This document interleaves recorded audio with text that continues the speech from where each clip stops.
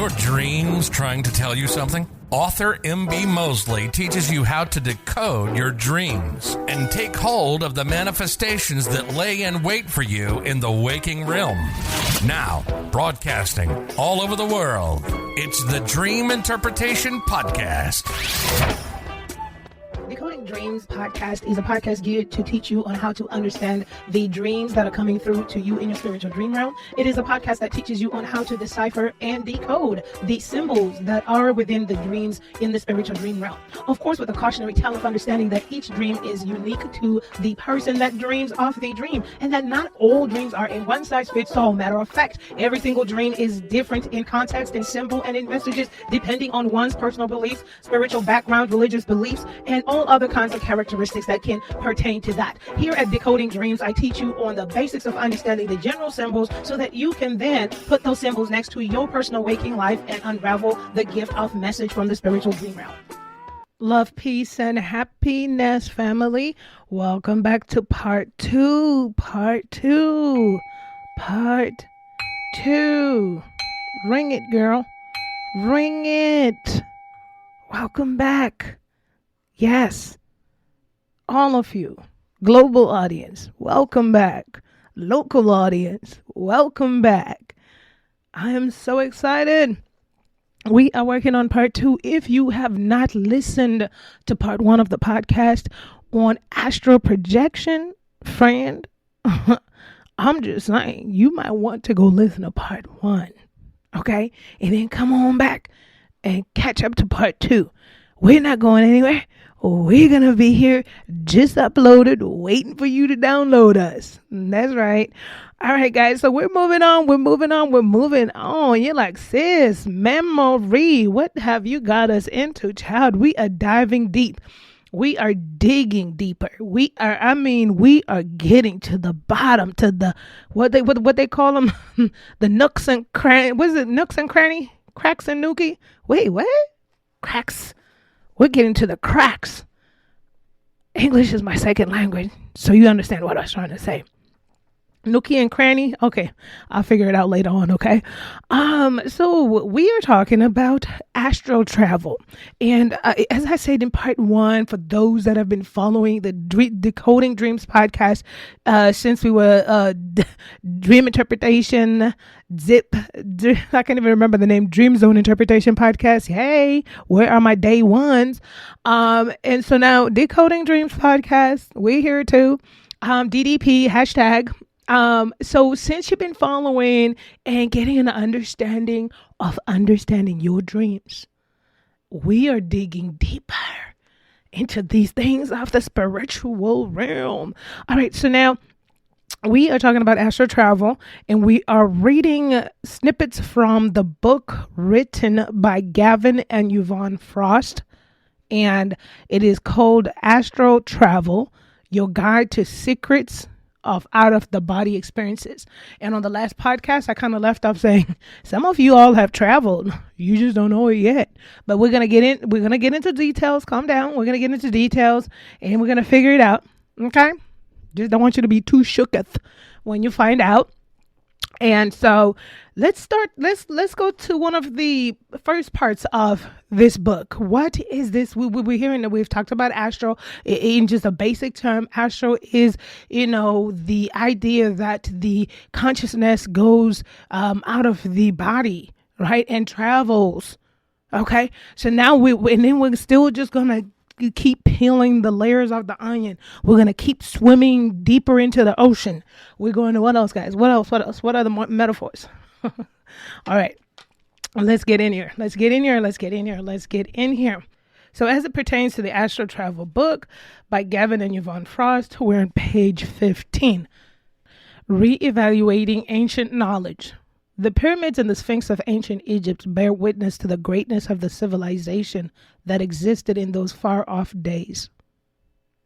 In Egypt was found the Rind papyrus. On that papyrus are inscribed from ancient days all the degrees of latitude from the equator to the North Pole. With today's modern satellite equipment, we find that Egyptians' knowledge of the planet far surpassed anything they could have been expected to know from the apparent state of their science. The ancient Mayans produced a calendar more accurate than one we use today. The Mayans were able to chart the progress of the planets to an accuracy of better than 1 day in 6,000 years. Only since the invention of the atomic crystal clock have modern scientists been able to improve very slightly on the accuracy of the Mayan calendar. Other cultures in South America also had astounding knowledge and skills. The monumental structures and city buildings made from the cut stone by the Incas on the tops of the mountains are a well-known enigma that remains to be explained. Modern construction equipment would have difficulty in duplicating the work of the Incas. When viewing those mountain sites, modern contractors shake their heads in wonder and amazement.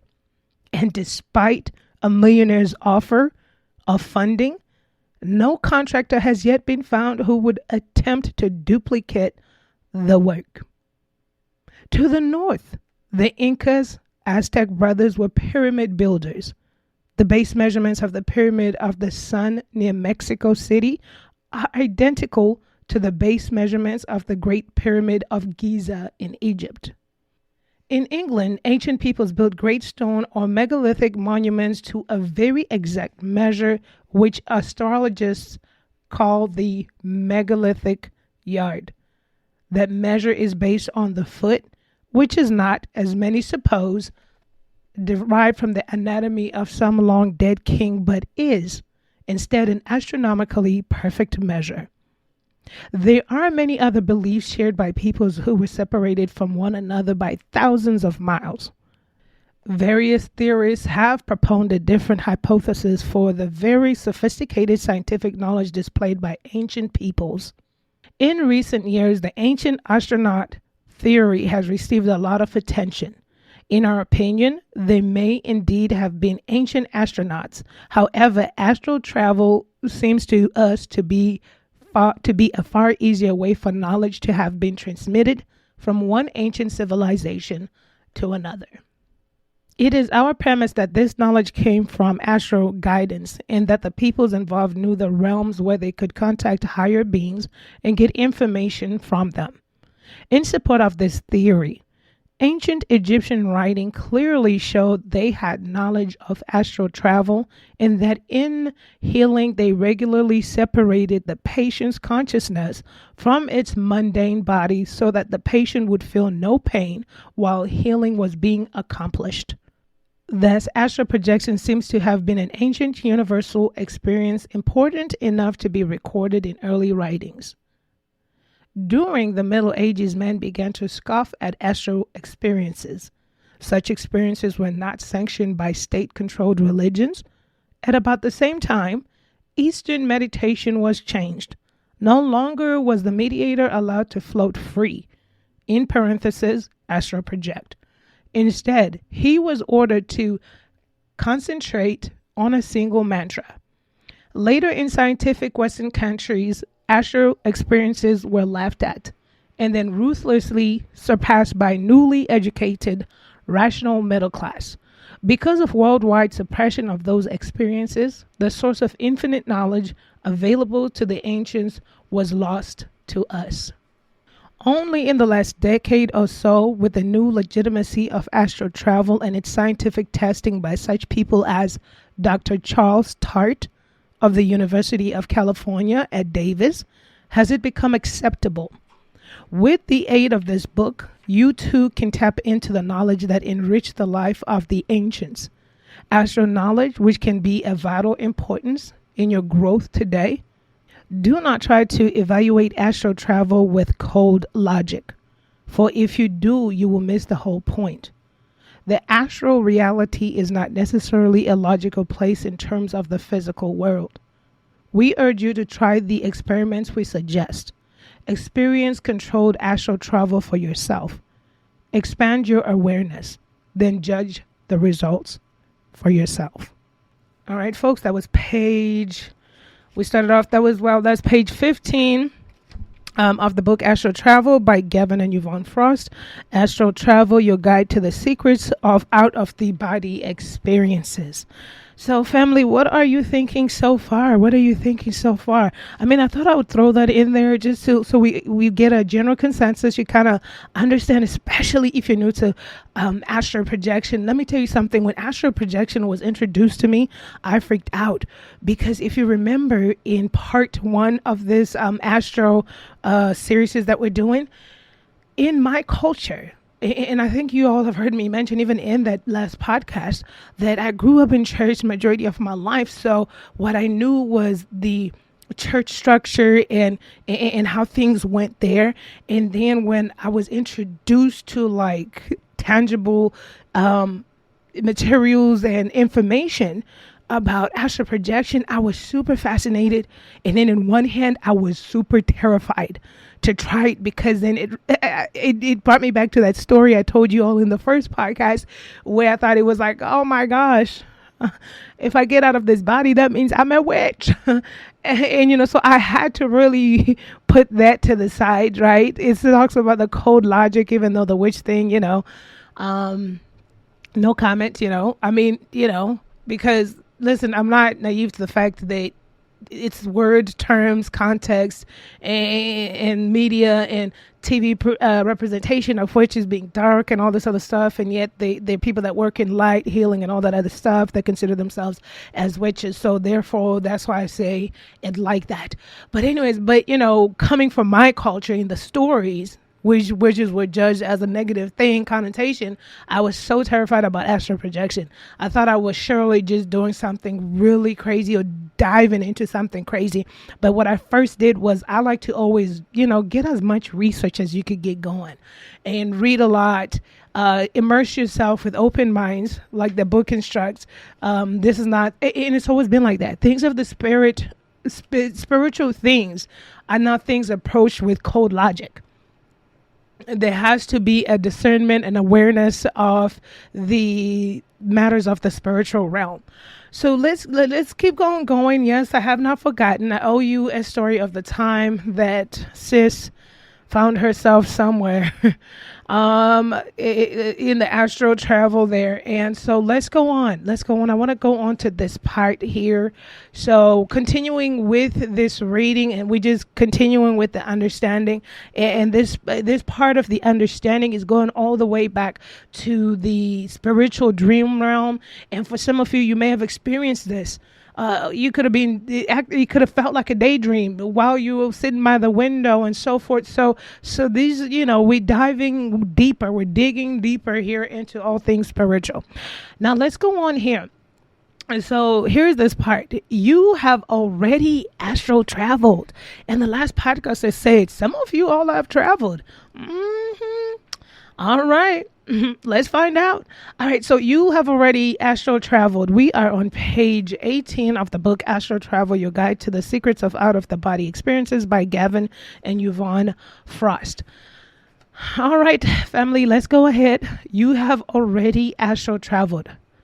You may doubt this startling claim, but you can prove it for yourself tonight. Demand an answer from your mind to a question whose answer you cannot possibly know. The question can be as simple as, what type of house does X live in? Having picked the X at random from the telephone directory, write down the first thing you feel about X's house. When you wake, now phone X. On your first attempt, you may find that X is uncooperative, but you present it as a wager. Most people will go along with the gag. The deja vu, in parentheses, having been here before experience is another common way you can prove to yourself that you have genuinely had astral travel experiences. In most deja vu cases, you get the feeling just before you enter a room or go around a corner, right down to what you think you are going to see or tell someone about. Then walk around the corner. Now you can prove that you actually have been there before. Since in many cases it was totally impossible for you to have been there in the body, you have proved once again that astral travel is real. You have already spontaneously astral traveled during sleep. Now, through following step by step of the instructions in these pages, your trips can be directed instead of random, useful instead of pointless.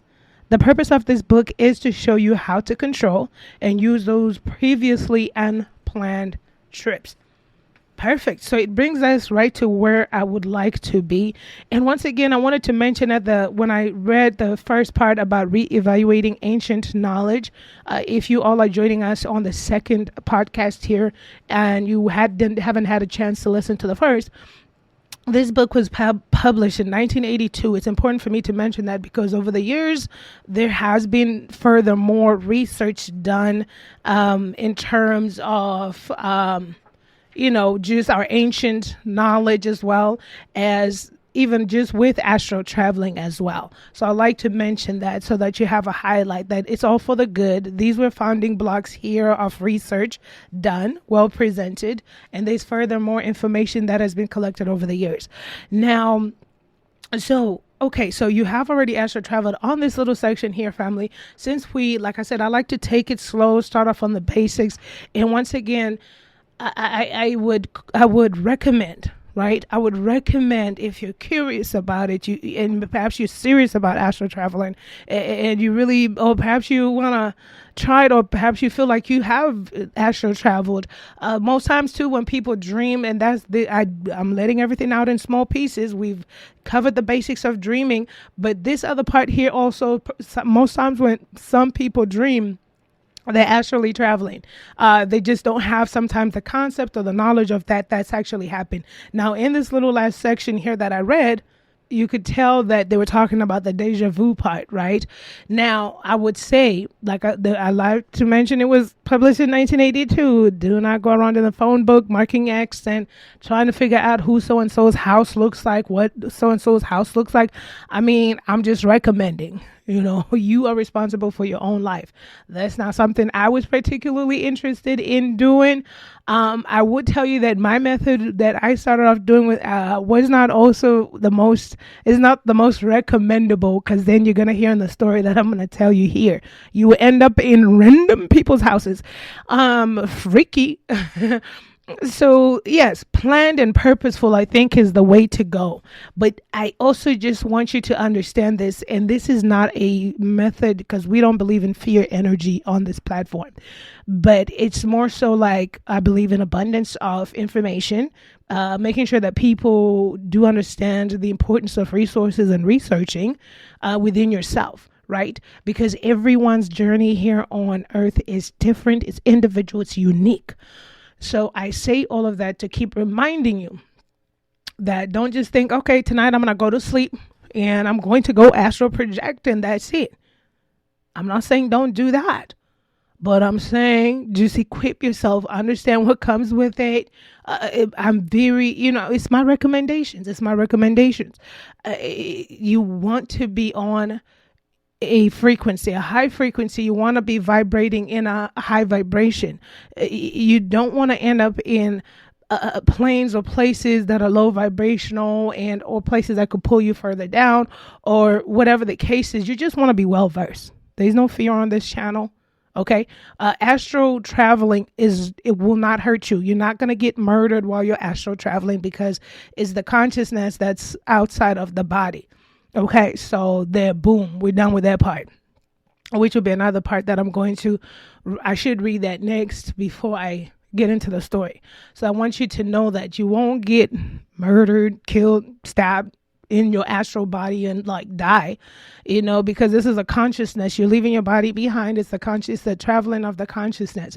But I just want people to be well prepared. There's nothing wrong with a little spontaneity, but well prepared will be nice to understand. When you're dealing with all things spiritual, just to be in the right frame of mind and just the right atmosphere as well. In January on this podcast, we provided information on smudgings, the cleansings, and so forth like that. So let's continue to read. Let's continue. Well, I was going to tell you the story a little bit, but because I just thought about this little last part that I said, All right, moving right along on page 29 of the book Astral Travel by Gavin and Yvonne Frost. We're going to read this little part here. It says, calm your fears with astral travel. Many people are afraid they will meet harmful boogeymen or strange monsters on the other side of the barrier. Those fears are totally groundless. Yes, you will meet some odd-looking characters time and time, but they cannot harm you. Come, have you ever considered whether a ghost or a spirit can be harmed? It just isn't possible. No more can you be harmed when you are traveling the astral realms. Once you know what the other side of the barrier is really like, you will no longer fear such things as death or spirits. Then you will gain tremendous serenity and calm. All right, so I thought it would be important to put that part there since I'm just, giving you this whole entire little recommendation and so forth. But remember, you just said we need to be well-planned, researched, but you just read that little last part that told us you don't have to worry about the boogeyman. Yes, correct. Which goes back to the part that the astral body cannot be harmed. But once again, this book was published in 1982. There has been so much more literature and information and resources that has come out since then. And then when you're dabbling in all things spiritual, right? The unseen, but you're conscious. To be conscious is to be aware. To be aware is to be conscious. And your conscious is aware of the parts that are not humanly tangible. Then you have to understand that and then we're going to keep going on, building onto this house, putting brick by brick, but understanding that as you travel, there's so many different planes, realms, whichever method you want to say. But as you find yourself to travel, if you are experiencing perhaps a bout of sadness, maybe you haven't been yourself, things happen, you're vibrating low. I vibrated low before just because, in one point in time when I was really like sad and out and depressed, I wasn't vibrating at a higher frequency. Had I tried to put myself in any type of purposeful astral projection in my dreams, what I don't want to do is be around other low vibrational beings or in a low vibrational area. They don't harm you, but what you don't want to do is grab the attention of maybe a shadow spirit or a shadow that misses a certain type of lifestyle and perhaps finds you to be easy to attach to. Now, I'm not trying to fearmonger anybody. We don't do that on this platform, but that's why I encourage you to be a little bit more research and just knowledgeable as it comes to the things of astral travel, astral projecting.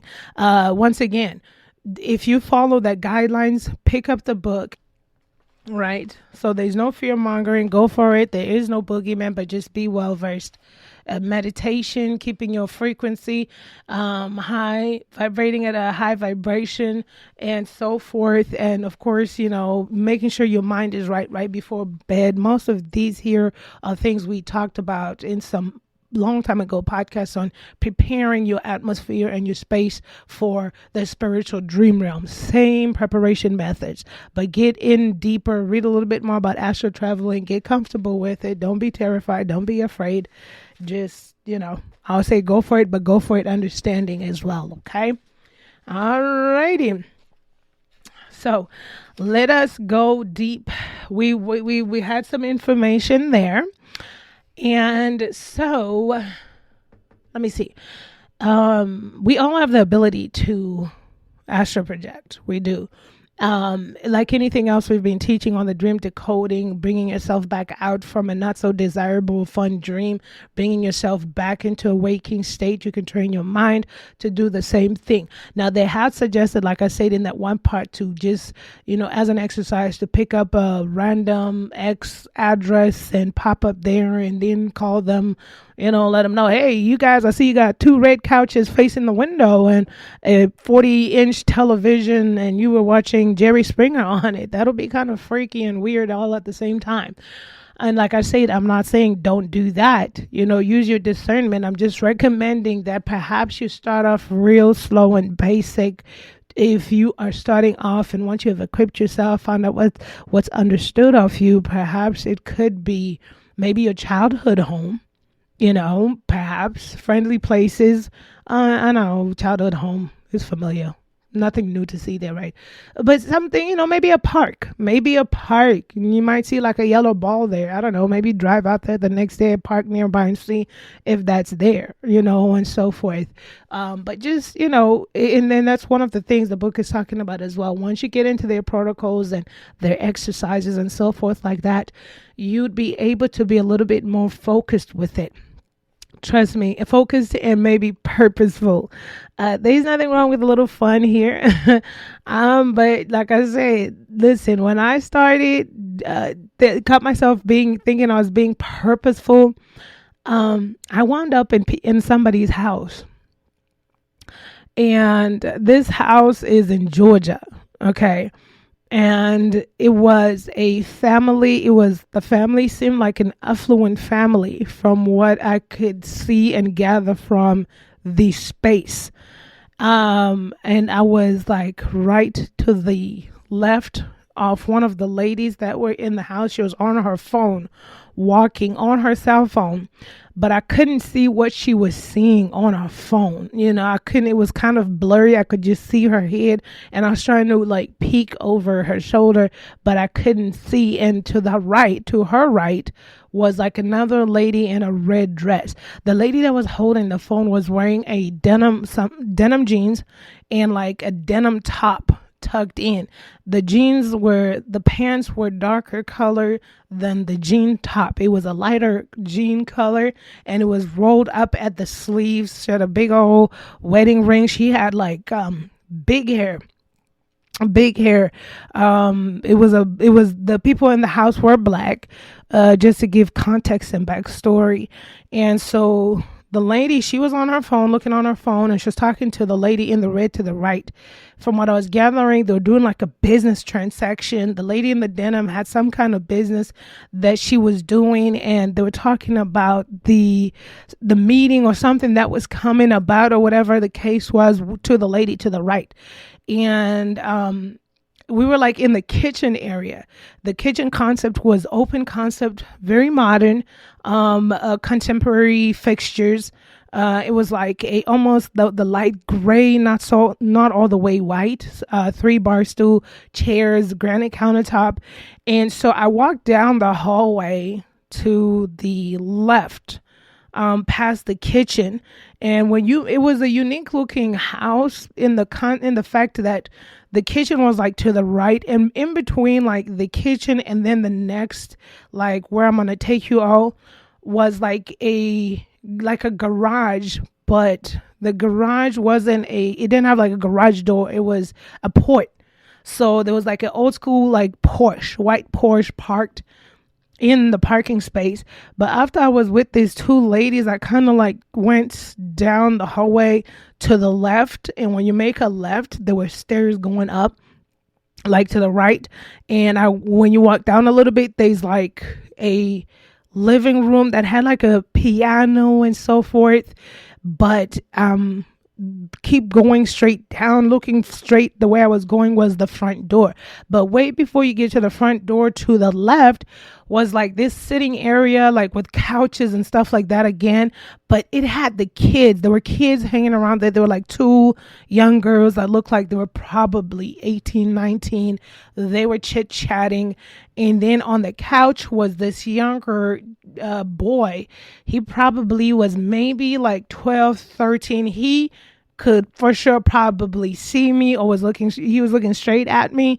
Those that could see, and he was looking straight at me, but I was like just standing between them. The girls were talking. The guy was sitting there with his hands in his pockets, just staring at me. And they were talking. Everyone, it was like, I don't know, it looked like they were all preparing, like one of, like when you're all about to go out to go eat or something, there was an event going on. But as it pertains to the 2 girls and the kid that was sitting on the couch or whatever, the 2 girls, I couldn't really hear their conversation like word for word. And in the background, which I assume was the father, who had like, when I was standing among the kids there close to the front door, came from like the stairs that I'd passed by. And he had like a mustache, little short, little hair, like natural afro, like caramel complected. He was kind of in jeans too, but his jean top was not tucked in, and he had his one hand in his pocket. It just seemed like people were ready to go. The lady that was on the phone, she was like dark complected, but she had really beautiful, like flowing, thick hair. So the house was nice. And I woke up. I came back. I was like, oh my gosh, I was in a stranger's house. I don't even know what they have anything to do with me. So I just know that was in Georgia. I don't know what city, what town. I just had a knowing that it was in Georgia. It wasn't like I saw a sign or anything like that, but I just wound up in that house. So that was my little, when I just started following exercise and the protocols, and I would have rather there, to be honest with you, than probably, like I said, if I had known better, than to probably end up in like a lower astral realm or something like that. You know what I mean?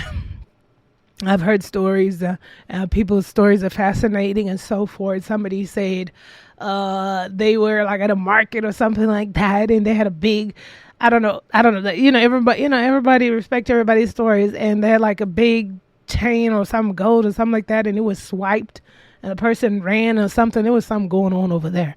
You know what I'm saying? Something was going on over there. But family, I love you guys so much. We are learning a lot. All right, the book we're reading or the book to read, and feel free to find some materials for yourself. Find out where these people are writing this materials from, what their research looks like. For Gavin and Yvonne Frost, they had been doing some research through their institute and working with a university in the United Kingdom. And so therefore they do have this information gathered from research, from the people they had been working with, and all this wonderful jazz. And so we shall continue on and talking about all things dream realm, all things spiritual dream realm.